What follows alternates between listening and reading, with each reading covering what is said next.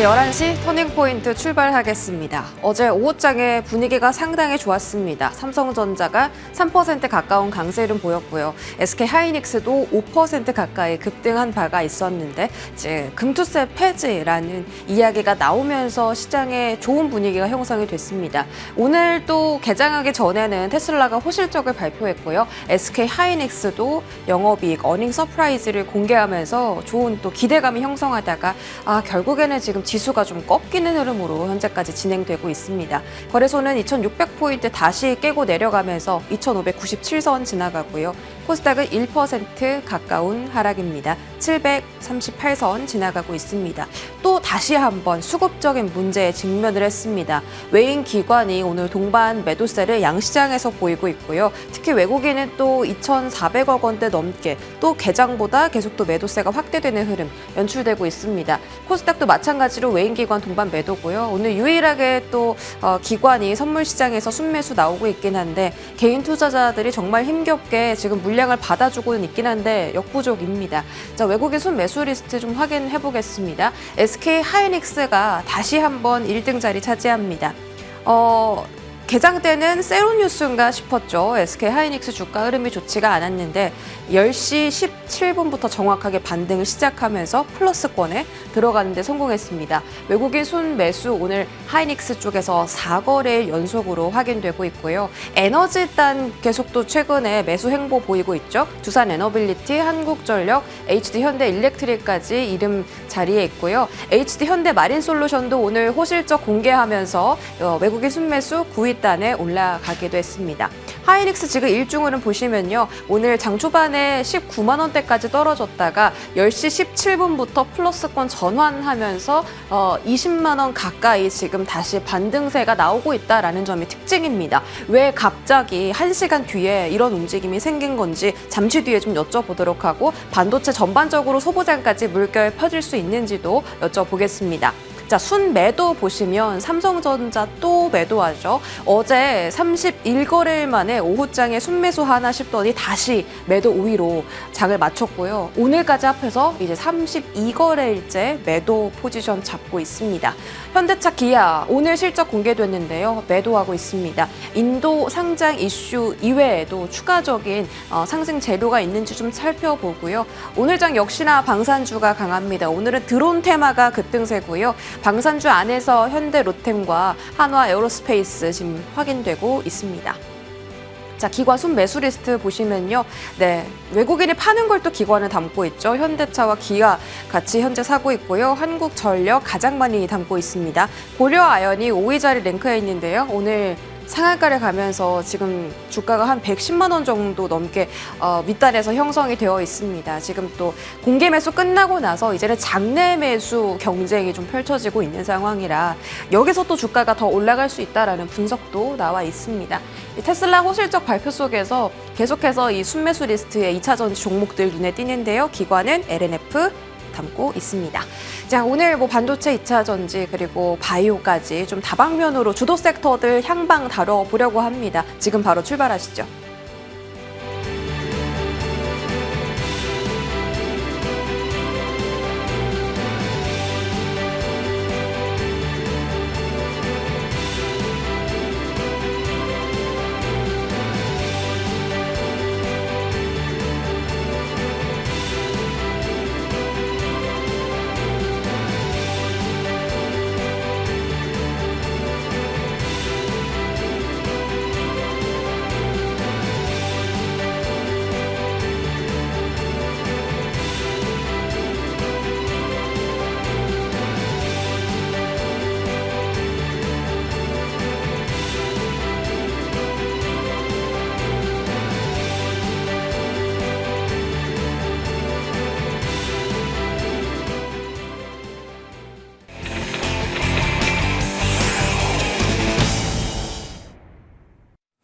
네, 목요일장입니다. 오늘 탑10은 한국투자증권 이프렌드예요. 김민진 차장 모셨습니다. 어서 오세요. 안녕하세요. 네. 자, 실적 시즌이죠. 실적 발표하고 나서 이제 종목들이 주가 측면에서 좀 반응이 나오고 있는데요. 오늘 SK 하이닉스가 영업이익 7조 원 넘게 공개하면서 역대 최대 분기 실적을 내놓았습니다. 콩쿨에서도 보니까 HBM 매출이 이제 내년에는 40%까지 비중이 확대될 거다라고 하면서 여실히 이쪽에서의 강자임을 콩쿨에서 확인시켜줬고요. 뭐 매출은 컨센서스보다 떨어지긴 했는데 영업이익이 잘 나왔으니까 그만큼 마진이 또 많이 남았다라는 거겠죠. 하이닉스가 이 실적을 개장 전에 공개했는데 사실 개장하고서는 반응 별로 좋지 않았습니다. 근데 갑자기 아까 일종 확인하신 것처럼 플러스권으로 진입하면서 20만 원 근처까지 터치가 또 나오는 흐름이 나오고 있습니다. 이거 왜 그런 걸까요? 네, 우선 하이닉스의 실적을 보게 된다고 한다면 컨센을 소폭 상회하는 그래도 이제 눈높이가 낮지 않았었기 때문에 괜찮은 실적이었다라고 평가를 할 수 있을 것 같고요. 실적의 호조는 HBM과 ESSD라고 하는 고부가가치 제품군들의 매출 비중 확대 이런 것들이 결국은 삼성전자와의 실적 격차를 만들어낸 것이 아닌가 이렇게 판단을 할 수 있을 것 같습니다. 하지만 호실적에도 불구하고 SK하이닉스와 삼성전자 반도체 기업들의 주가가 부진했었던 가장 큰 이유는 별다른 게 아니라 결국 수급적인 요소가 컸다라고 판단되어지는데요. 어제 막판 국내 증시의 외국인의 현선물 동반 유입과 함께 급반등했었던 국내 증시 흐름 속에서 결국은 이제 해외 증시의 부진이 그리고 엔비디아를 필두로 한 부진이 개장 초반 외국인의 선물 매도와 현물 매도까지 동반적으로 이어지면서 모든 시가총액 상단의 대부분의 종목군들을 좀 흔들리게 만들 수밖에 없는 상황이었다라고 보여지고요. 결국 그 이후에 외국인의 선물 매도량의 추가적인 증가 요소가 제한적이다라고 한다면은 당연히 실적이 괜찮았었던 SK하이닉스 쪽으로서의 수급 유입 자체는 나타날 가능성이 있다라는 측면에서 오늘 개장 초반부터 아무래도 SK하이닉스 기대하신 분들 많았겠는데요. 그러한 부분들 쪽에 반등세가 연출되고 있는 게 아닌가 이렇게 평가를 해봐야 될 것 같습니다. 그럼 오늘 혹시 일시적인 반등이 아니라 이 상태로 조금 더 반도체 분위기 좋아질 수 있다고 기대해도 될까요? 사실 이제 우리나라의 SK하이닉스는 아무래도 엔비디아의 종속적인 영향이 좀 크다라고 판단되어지고요.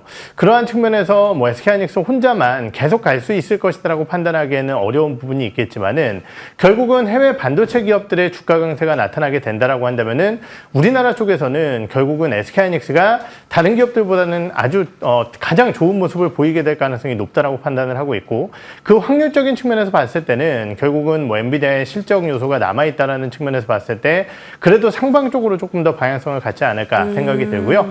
SK하이닉스 지난주에 나와서 이제 기술적 흐름으로 봤을 때 20만 원 선이 굉장히 강력한 저항대다라고 말씀을 드렸는데 그 선을 종가상으로 좀 시원하게 벗겨내게 준다라고 한다면은 기술적 추가 상승 여력까지도 좀 기대할 수 있는 구간이 아닐까 이렇게 판단을 하고 있습니다. 그럼 하이닉스와 연관된 한미 반도체도 지금 같이 지금 플러스권 들어가진 못했지만 같이 그래도 낙폭 줄이는 흐름이 나오고 있어서 소보장단도 하이닉스랑 묶어서 같은 흐름 보일 수 있다라고 봐도 될까요? 네, 역시 엔비디아와 같이 움직이는 기업으로서 엔비디아 밸류 체인 기업들에 대한 주가 흐름은 비슷할 가능성이 높은데요.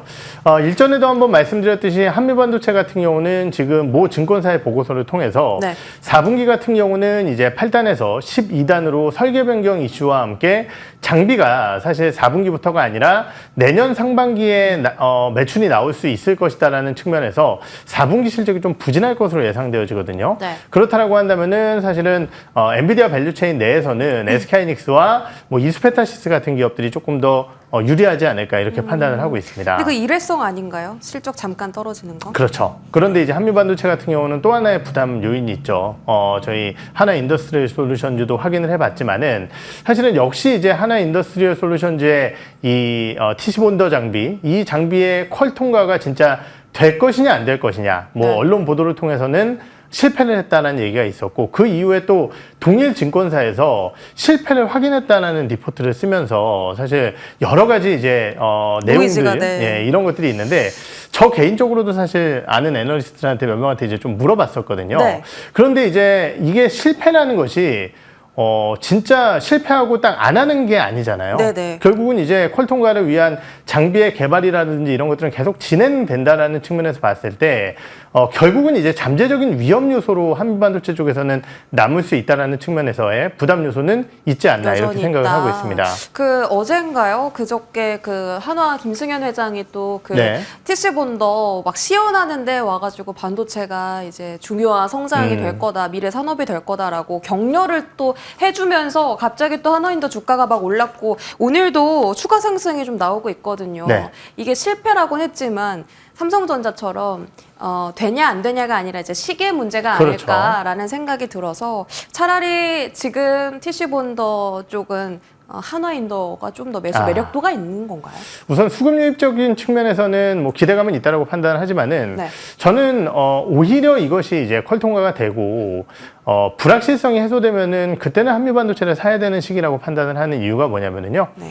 여러 차례 말씀드렸듯이 한화가 뭐 SK 하이닉스와 이제 공동 개발을 해서 결국 장비를 밀어 넣겠지만은 HBM 시장의 성장과 이에 따른 투자에 대한 흐름들 그리고 그 파이가 커진다라는 측면에서 파이가 커지는 것에 더 큰 매출 파이가 확대되는 것은 어딘가를 생각해 보면은 결국 한미반도체일 가능성이 높거든요. 네. 그렇기 때문에 오히려 이런 불확실성에 지금 두려움을 겪고 있지만은 충분히 이러한 부분들 때문에 그러니까 즉 듀얼 밴드로서 어느 정도 밸류에이션이 좀 낮아지는 구간을 감수하고 이후에 실적이 좋아지는 것을 판단하게 된다라고 한다면은 저는 뭐 두 개의 기업 중에 우위는 한미반도체 쪽에 있다 이렇게 판단을 하고 있습니다. 역시나 기술력은 좀 한미반도체가 우위인 것 같고요. 이수페터시스도 좀 질문 드려보자면 최근에 하이닉스 안 움직여도 혼자서 네. 엔비디아 상승세 받아서 잘 갔던 종목이잖아요. 이 종목 워낙에 좀 등락이 폭이 심한 종목이라 대응하기가 참 어려운데 지금 그렇죠. 자리에서는 어떻게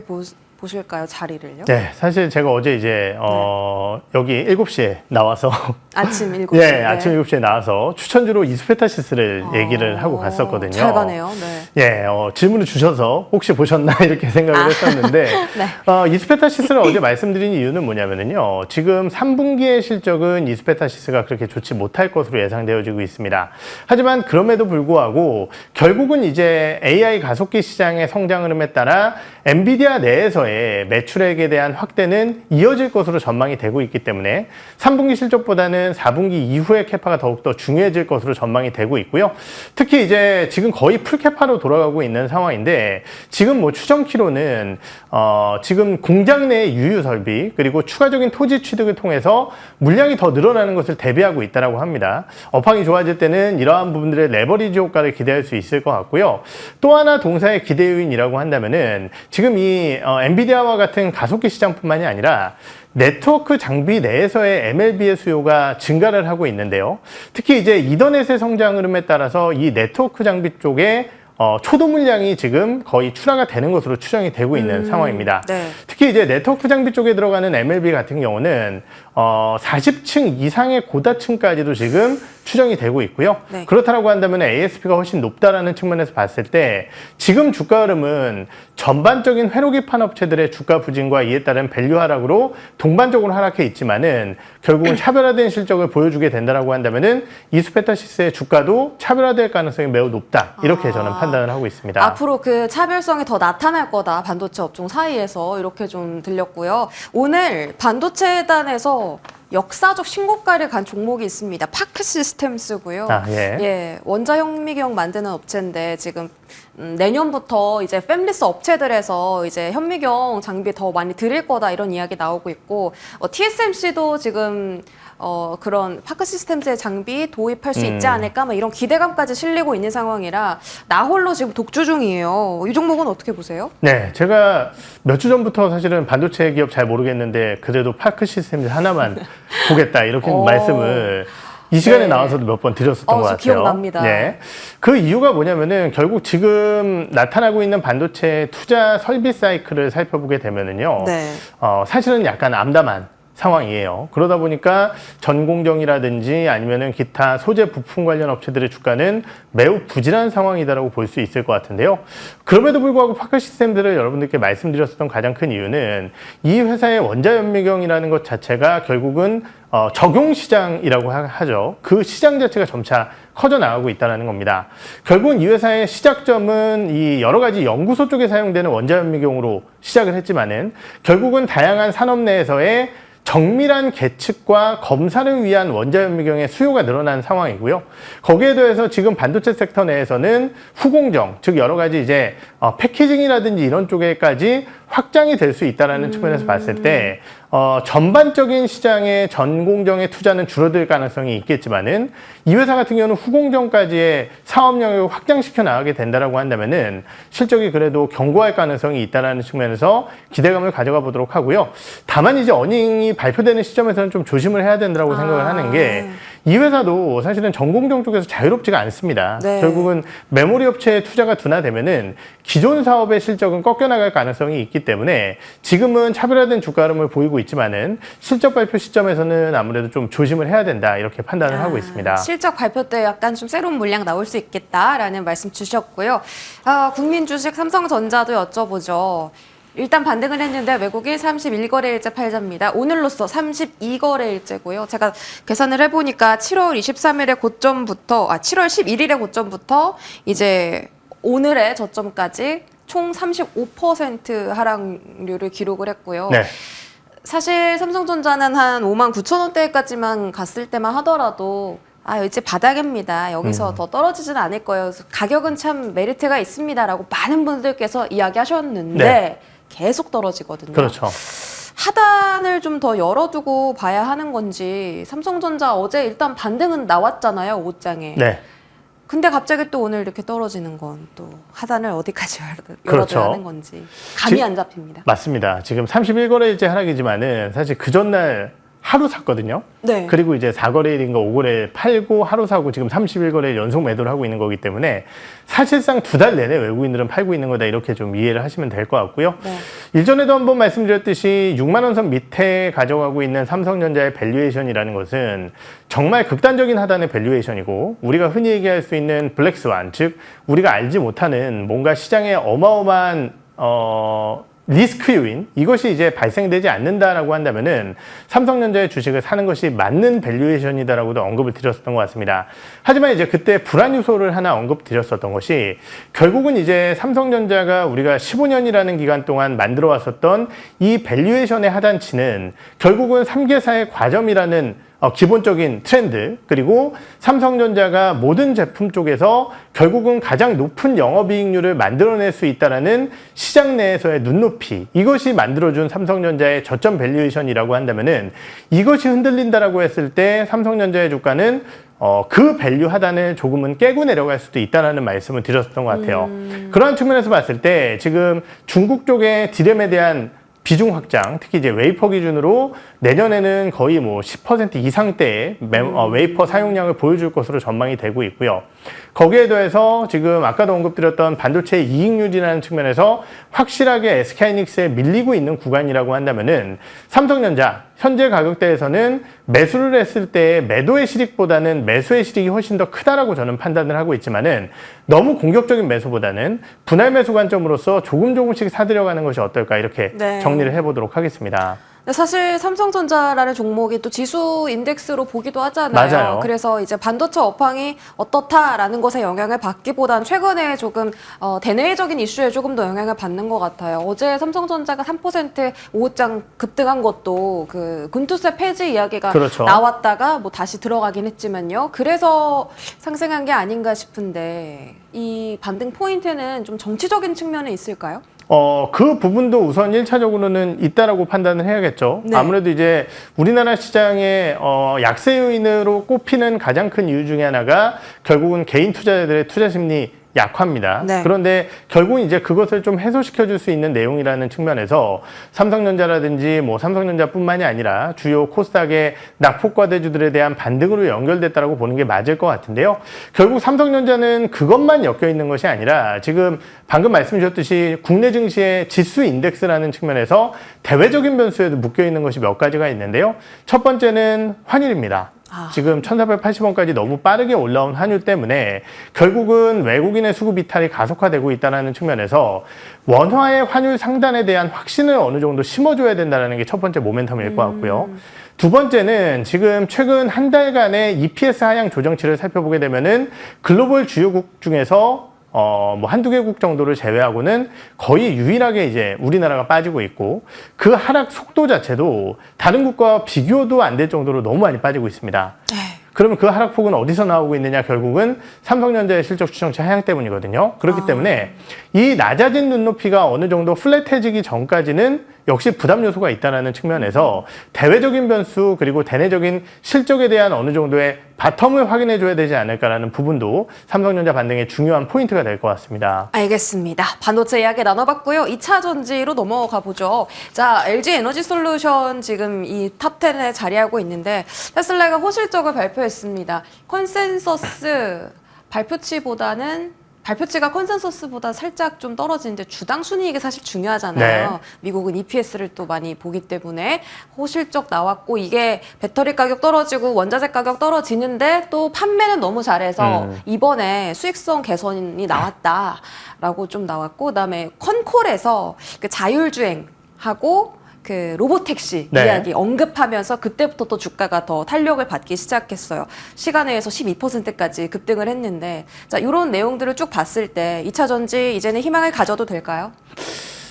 사실 테슬라의 이번 실적을 보면은요. 매출액은 이제 눈높이를 하회를 했죠. 그렇다고 한다면 결국은 테슬라가 하드웨어적인 측면에서 자동차를 많이 팔아서 실적이 좋았다라고 한다면 저는 뭐 2차전지 관련 셀 혹은 뭐 소재 기업들의 긍정적인 요소라고 판단을 하지만은 그게 아니었기 때문에 2차전지로까지의 이 확산 효과는 적다라고 저는 판단을 하고 있습니다. 국내 2차 전지요. 그렇죠. 네. 당연히 이제 국내 2차전지의 확산은 아니라고 판단을 하고 있고요. 예. 이번 테슬라의 실적에서 제가 가장 주목했었던 부분은 이제 EPS 쪽인데 특히 그 EPS에서 자동차의 판매가 그렇게 좋지 못했고 하드웨어 쪽의 영업이익률이 그래도 뭐 좋지 않았었던 상황 속에서 왜 실적이 좋았을까를 봤더니요. 네. FSD 쪽의 판매가 상당히 좋았었고요. 그리고 이 회사가 또 최근 진행하고 있는 ESS, 즉 에너지 저장 장치 쪽에 대한 호조가 상당히 눈에 들어왔습니다. 그렇다고 한다면 이것이 정말 자동차 업체로서의 테슬라에 대한 약화와 오히려 주가 하락을 의미하는 거냐? 저는 그게 아니라요. 훨씬 더 좋은 내용이라고 판단을 하고 있습니다. 그 이유는 뭐냐면요. 결국은 테슬라가 자동차 많이 팔아서 자동차 쪽으로 돈을 많이 벌게 되면은 결국은 자동차 회사의 밸류에이션을 받을 가능성이 높은데 결국 그것이 아니라 소프트웨어, 즉 FSD의 판매 호조 그리고 에너지 쪽의 판매 호조로 주가가 실적이 좋게 된다라고 한다면은 그쪽의 밸류에이션을 받을 수 있다라는 거죠. 자동차 판매하는 완성차 업체들의 밸류에이션은 원래 어마어마하게 낮습니다. 그렇다라는 측면에서 밸류에이션의 확장 요인이라고 판단을 하고 있고 다만 우리가 자동차를 그럼 못 파는 게 좋은 거냐 그건 네. 당연히 당연히 아니겠죠.